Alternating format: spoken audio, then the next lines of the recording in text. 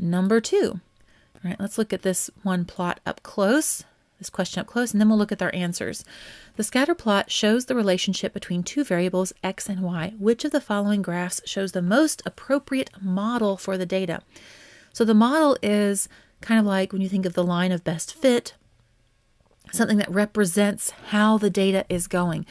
Well, what would you think, without looking at the answers first, if I drew a straight line, is that an accurate representation of what's going on? You go, I don't know. If I just kind of draw a line trying to connect everything together, that looks like a more curve. That might be more of a better model. Let's look, though, at their options that they're giving us and see if we find one like, Okay, up here on the left, we have that straight line.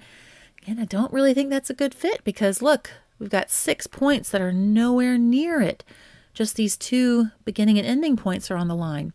So it's not really representing all this data and how it swings down and comes back up. This one over here is even more wildly off. None of the points are anywhere near our data. Everything's way off away from the line and everything is clearly going up, and this is showing descending. That's not a good model.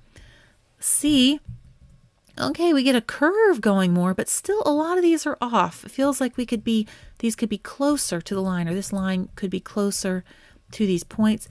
Finally, we have D. There we go. It is arching right through that data, and it feels like we could expect more data points, like the data point for 1, or 1 for 6, and things to be closer to this line than in any of the other 3 options. So D is the most appropriate model for this. It is the closest to representing how the data is actually going.